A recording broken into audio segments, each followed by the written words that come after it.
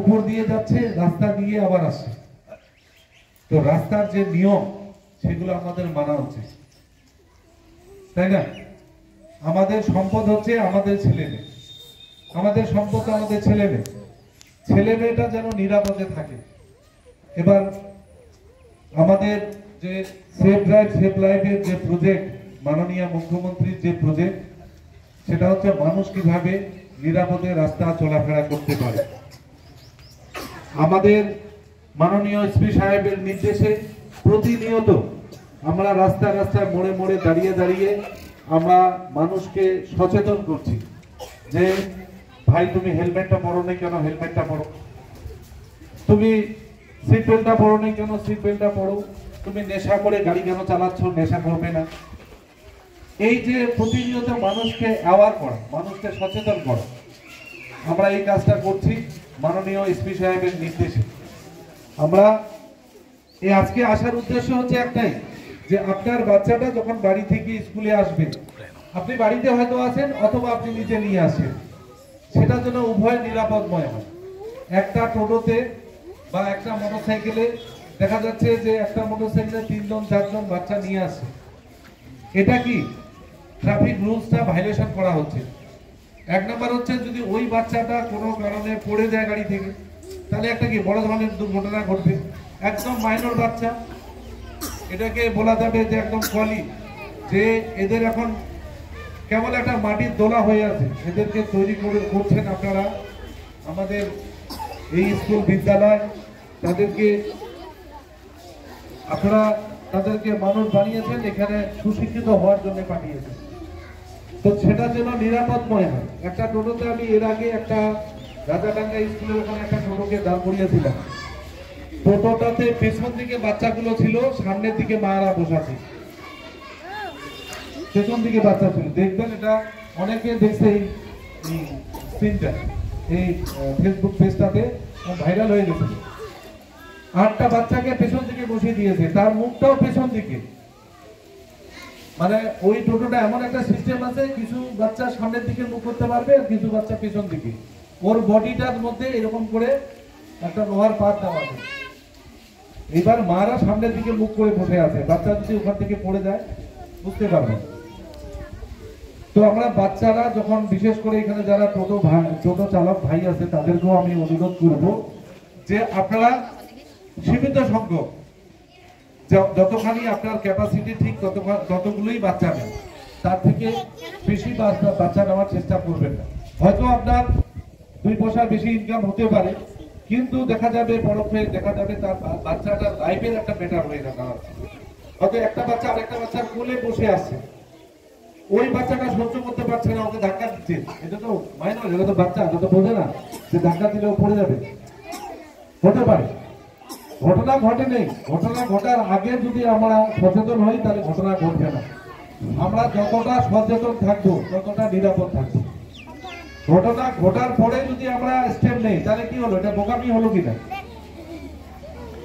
ঘটনা ঘটে গেল, তারপরে আমরা ভাবলাম ও এটা যদি এরকম করা যেত তাহলে এই বাচ্চাটা আজকে এরকম হতো না, তাই না? তো আমরা কি করব, ঘটনা ঘটার আগে প্রিভেন্টিভ মেজার্স করব। দেখবেন পুলিশের গাড়ি এমনি ঘুরে বেড়ায় কিনা, ভ্যানটা দেখবেন এখানে আছে, এখান থেকে ওখানে আছে, ওখান থেকে ওখানে আছে, কোনো কাজ নেই। অনেক পাবলিক বলে দেবে যে গাড়া ঘুরে বেড়াচ্ছে, কি বলে কিনা? উদ্দেশ্য ওটা না, উদ্দেশ্য হচ্ছে যে এই ঘুরে বেড়ার উদ্দেশ্য হচ্ছে প্রিভেন্টিভ, মানে ঘটনা ঘটার আগে পুলিশ ওখানে যদি দাঁড়ায় থাকে তাহলে ঘটনাটা কি ঘটবে? তো প্রিভেন্টিভ মেজার, ঘটনা ঘটার আগে যদি আপনারা সচেতন থাকেন, আপনাদের যে সম্পদ সেই সম্পদটা নিরাপদে থাকবে, তাই না?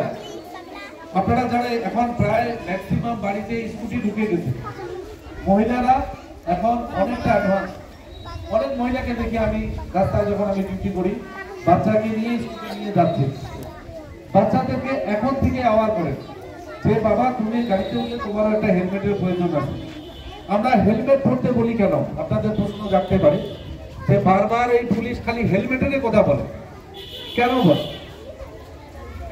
মোটরসাইকেল একটা হচ্ছে প্রোটেকশনহীন একটা ভেহিকেল। প্রোটেকশন আছে মোটরসাইকেলে, আমরা মোটরসাইকেল থেকে যদি পড়ে যাই তাহলে কোথায় লাগবে? প্রথমে রেসপন্স করেন তো আপনারা, কোথায় লাগবে? শরীরে রাখে। শরীরের একটা ইম্পর্টেন্ট অংশ হচ্ছে মাথা, তাই না? আর একটা কি হলো, যদি শরীরে লাগে, পা ভেঙে যায়, হাত ভেঙে যায়, ট্রিটমেন্ট করলে আমরা সুস্থ হয়ে যেতে পারি কিনা? সুস্থ হয়ে যেতে পারি। কিন্তু সমপরিমাণ আঘাত যদি মাথায় লাগে তাহলে কি আমরা বাঁচতে পারবো? এই জন্য আমরা বারবার বলি যে মোটরসাইকেল চালালে আগে হেলমেটটা মাথায় দাও, তারপরে মোটরসাইকেল চালাও। তারপরে হচ্ছে শু। কারণ অনেক দেখবেন অনেক ছেলে বা এখন অনেক জুতোগুলো বের হয়েছে যার বেল্ট দেওয়া থাকে। এবার দেখা যাচ্ছে কোনো কারণে গাড়ি থেকে পাটা নামাতে গিয়ে সেই পাটা ওই ফিতার মধ্যে আটকায় গেল, এরকমও অ্যাক্সিডেন্ট হয় অনেক।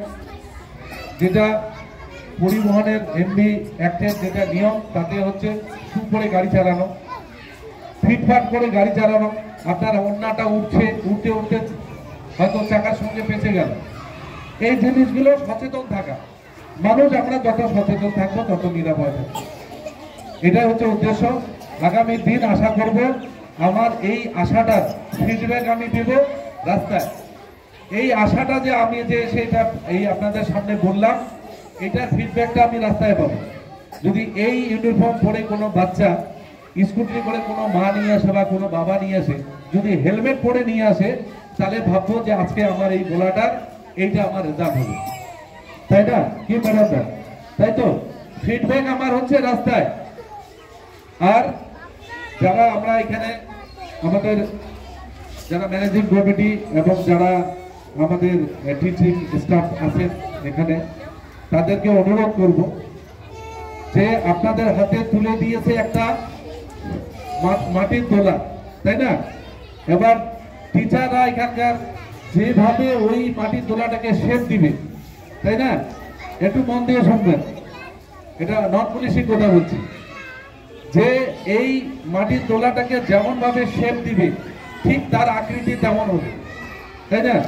আমরা অনেক ইমিটেশনের জিনিস পড়ি, এক এক রকম ডিজাইনের পড়ি কিনা, ওই ফরমাটার হচ্ছে তার হচ্ছে ডায়াসটা যেমন ছিল তেমন জিনিসটা তৈরি হয়েছে।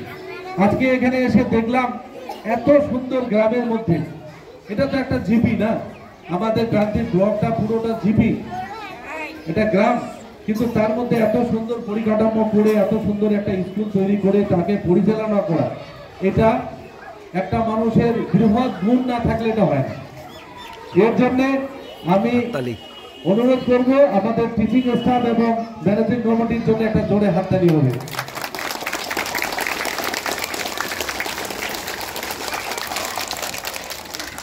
যে সত্যি আমাদের এখান থেকে এখনই শুনলাম মাস্টারমশাইয়ের কাছ থেকে যে আপনাদের যে মেধা পরীক্ষা হয় সেখানেও নাকি 4 জন এই স্কুল থেকে তারা চান্স পেয়েছে বা উত্তীর্ণ হয়েছে। তো এটা খুব সুনামের ব্যাপার স্কুলে।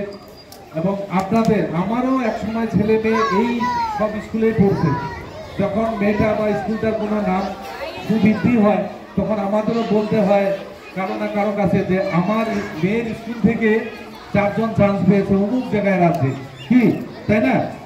আমাদেরও বুকটা ভুলে যায় যে আমার মেয়ে ওই স্কুলে পড়ে। এখন তো প্রায় গার্জিয়ান গুলোকে দেখা যায়, কিরে তোর মেয়ে কোন স্কুলে পড়ে, তোর ছেলে কোন স্কুলে পড়ে। গল্প করার প্রসঙ্গটা প্রথম শুরু হয় ওখান থেকে। আর এখানে একটা মাদের এবং প্যারেন্টসদের একটা ভালো বন্ধুত্ব শিপ হয়, মানে বন্ধুত্ব তৈরি হয় এই স্কুল থেকে।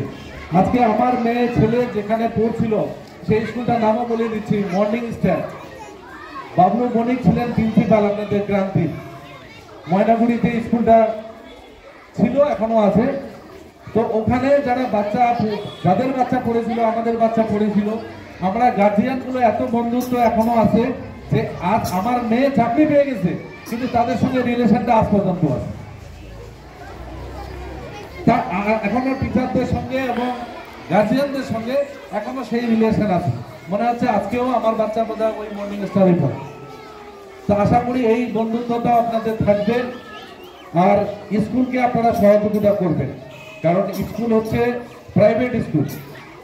এটা আপনারা বুঝতেই পারছেন যে আপনাদের স্কুল যে স্কুলে পড়াচ্ছেন প্রাইভেট স্কুল, এই স্কুলের বিভিন্ন রকম ফিনান্সিয়াল থেকে শুরু করে সহযোগিতা থেকে শুরু করে আপনাদের উপর নির্ভর করতে স্কুলের হচ্ছে গৌরবময় একটা পর্যায়ে পৌঁছানো।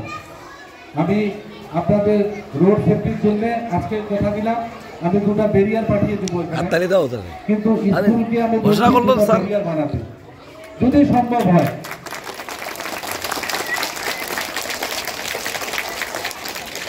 যদি সম্ভব হয় কেউ